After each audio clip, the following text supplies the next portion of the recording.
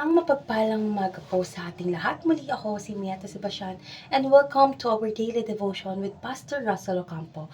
And today our devotion talks about, are we self-righteous? And our scripture is all about Mark chapter 2 verse 17.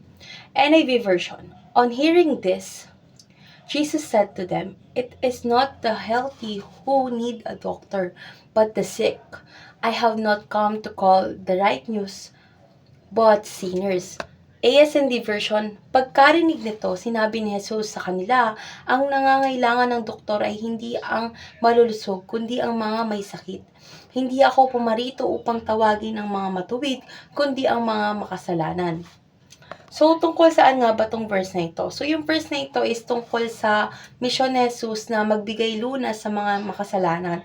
Kumbaga, hindi siya dumating para sa mga nag-aakalang sila ay matuwid, kundi para sa mga nakakakilala sa kanilang pagkakasala at nangangailangan ng kanyang awa at kapatawaran. So, ang pagkilala sa ating sariling kasalanan ay ang unang hakbang tungo sa tunay na relasyon kay Kristo. So, dadako na tayo sa ating teaching. So, yung first teaching natin is Jesus can only be intimate with those who know they are sinners. So, si Jesus ay malapit sa mga taong kinikilala ang kanilang kasalanan. So, yung pagiging makasalanan at pagnanais ng kapatawaran ay nagdadala sa atin ng mas malapit sa Kanya or napapalapit tayo sa piling ni God. So, second is self-righteousness is the main hindrance to intimacy with Christ. So, yung pagiging palagay na tayo ay matuwid ay isang malaking hadlang sa ating pakikipag-ugnayan kay Kristo. Bakit nga ba? Kasi ang kawalan ng pagkakilala sa ating sariling kasalanan ay naglalayo sa atin mula sa kanyang biyaya.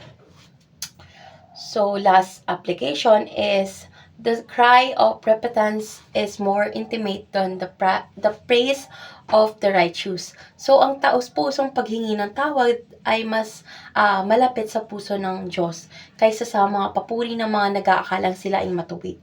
So, yung pagsisisi kasi at paghingi ng kapatawaran ay nagpapalalim ng ating ugnayan at relasyon sa Kanya. So, dadako na tayo sa ating application. So, yung first application is, do not be self-righteous. So, sabi sa Bible, iwasan ang pakiramdam na tayo ay mas matuwid kaysa sa iba. Dapat kilalanin natin ang ating mga kahinaan at pagkakasala upang magkaroon tayo ng mas malalim na ugnayan kay Kristo. Pangalawa is, view ourselves as sinners saved by grace.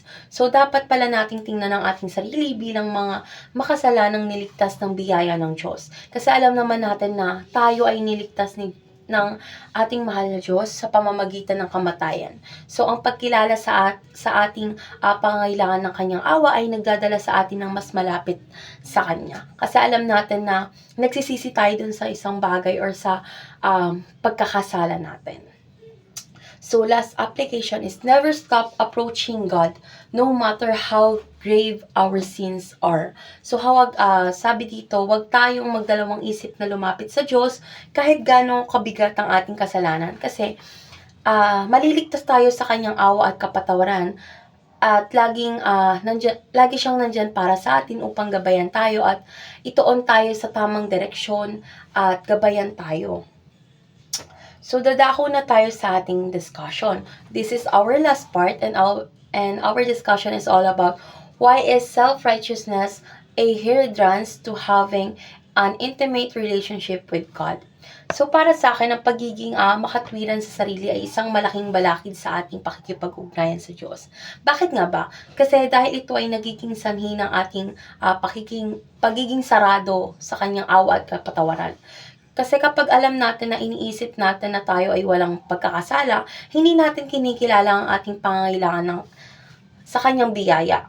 So, ang pag-amin ng ating mga kasalanan ay nagpapakita ng ating kababaang loob at kagustuhang magbago at